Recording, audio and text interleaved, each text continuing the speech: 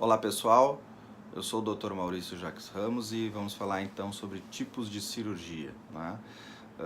Antigamente se classificava as cirurgias, né, os tipos de cirurgia bariátrica em cirurgias, procedimentos restritivos, procedimentos desabsortivos e procedimentos mistos, né, que teriam um pouco de restrição e um pouco de desabsorção. Olhando apenas pela questão mecânica, né, da função do trato digestivo. Hoje se sabe que o trato digestivo, estômago, os intestinos, não são órgãos que apenas ou restringem ou absorvem alimentos, né? Eles são órgãos endócrinos, são órgãos que produzem hormônios, são órgãos imunológicos e são órgãos colonizados por milhões de bactérias.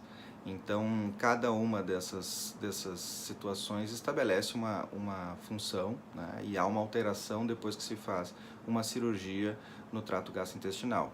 O trato gastrointestinal tem conexão direta com o cérebro, então toda a modulação do apetite, da saciedade, ela também se dá por vias hormonais, por vias nervosas, que são bem mais complexas do que aquele mero entendimento inicial de que o tamanho da bolsa gástrica ou um comprimento do intestino vai alterar a restrição ou a absorção do alimento. Claro que isso também é importante, mas não é só isso. De modo que agora nós não classificamos mais assim tão rigorosamente como restritivo e absortivo, e sim se sabe que a maioria das cirurgias tem um efeito metabólico, né? Ou seja, alteração hormonal, alteração de fatores, e um efeito então bariátrico de perda de peso, por isso que se chama cirurgia bariátrica e metabólica.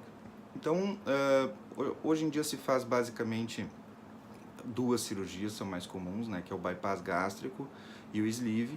Os detalhes de cada uma delas você pode acessar no nosso site, né, www.mauriciojramos.com.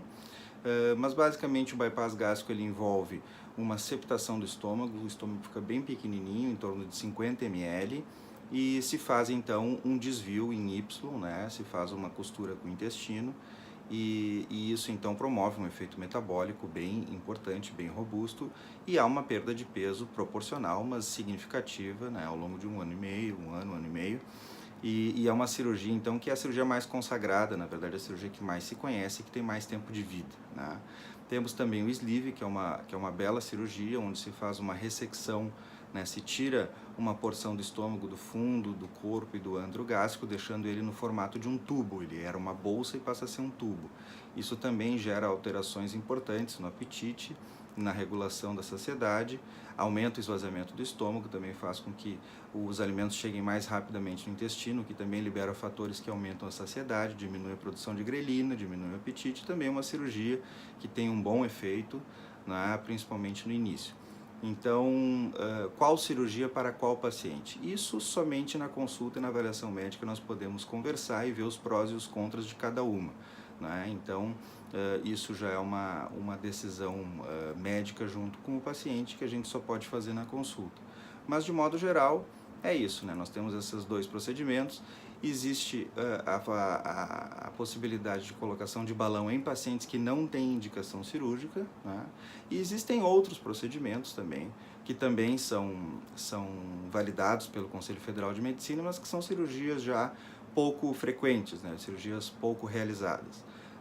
Duodenal switch, cirurgia de Scopinaro, que são cirurgias que causam uma grande desabsorção de alimentos e também causam necessitam de um acompanhamento pós-operatório bem de perto, né? Que são cirurgias bem pouco realizadas.